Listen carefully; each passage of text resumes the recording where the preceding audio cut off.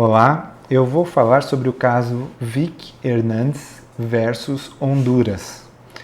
Este caso se refere à morte, ao homicídio de uma mulher transexual, defensora de direitos humanos, portadora de HIV, ocorrida em junho de 2009 no estado de Honduras, muito possivelmente causada pela intervenção violenta, discriminatória, LGBTI-fóbica, transfóbica de agentes policiais. E mais do que isso, é importante também ter em conta que esses fatos ocorreram num clima, numa atmosfera de estado de exceção, uma vez que justamente nesses dias havia ocorrido um golpe de estado em Honduras e, em função disso, havia um toque de recolher. Logo, as ruas das cidades ali de Honduras estavam vazias e tomadas, controladas de maneira direta pelas forças de segurança, pelas forças militares. Se tem notícia de que Vic Hernandes, mulher transexual, trabalhadora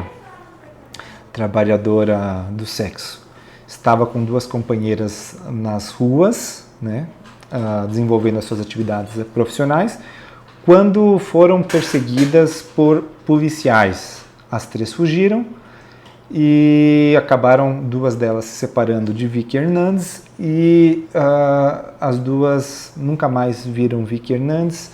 O paradeiro de Vic Hernandes se tornou desconhecido até que no dia seguinte o corpo dela foi encontrado.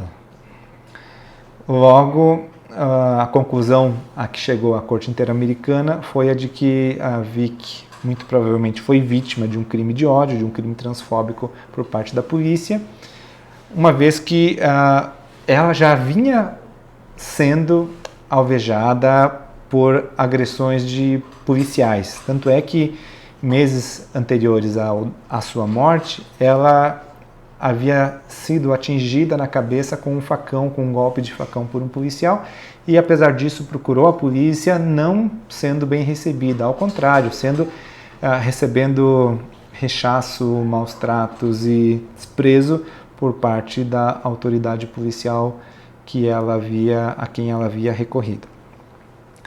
Fora isso, a Corte Interamericana reconhece que esse crime não é fato isolado em Honduras, que nesse período de exceção ocorreu uma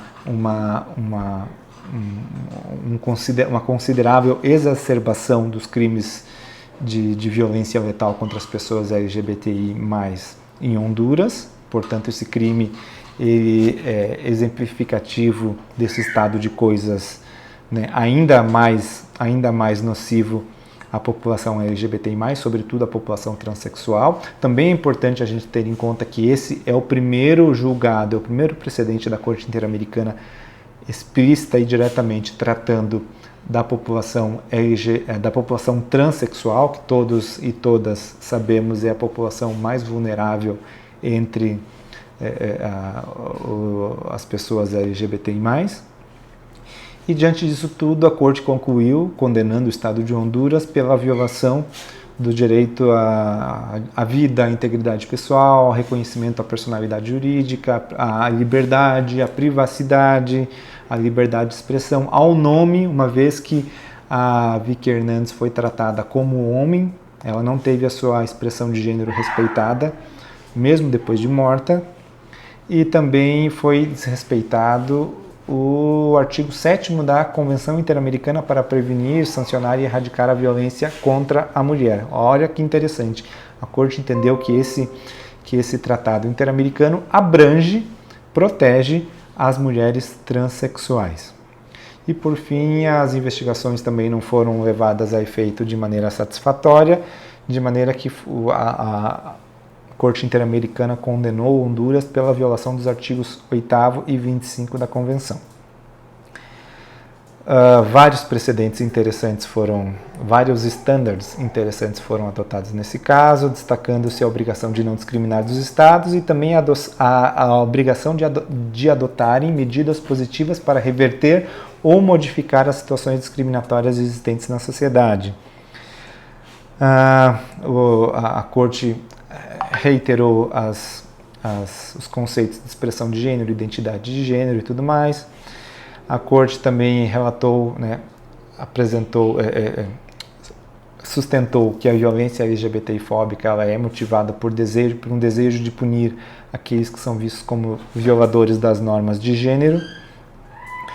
A Corte também apresentou detalhadamente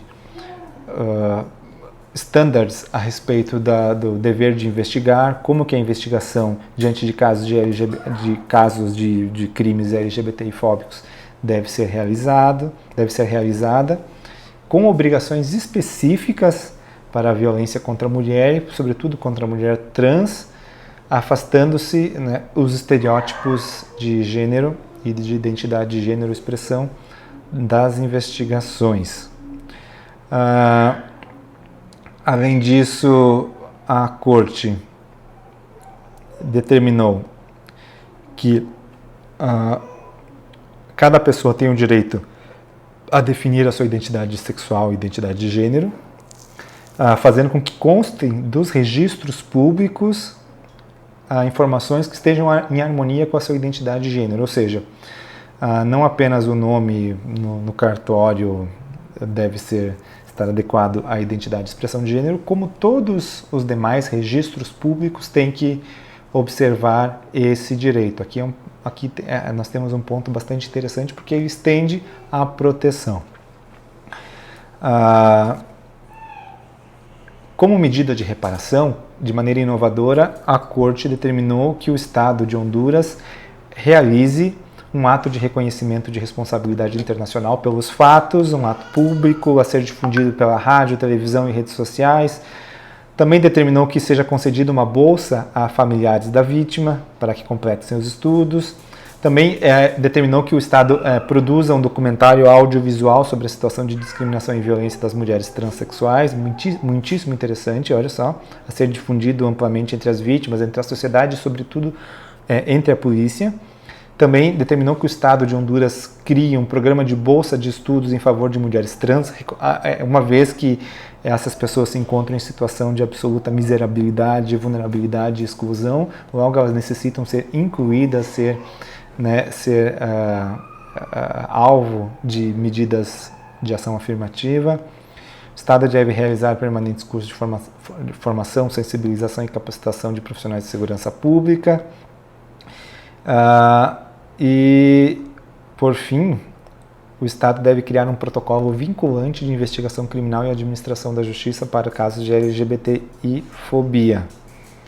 E, por fim, é interessante dizer que as medidas de indenização por dano material, dano moral e ressarcimento de custas ultrapassaram o valor de $250 mil. Logo, né, em termos da moeda brasileira, né, na linguagem do real, nós temos indenizações aqui que passam de R$1,5 milhão. Portanto, atos de LGBTfobia, se praticados por agentes públicos brasileiros, expõem o Estado brasileiro ao risco de receber uma indenização de altíssimo valor. Portanto, importa no prejuízo ao patrimônio público. Obrigado.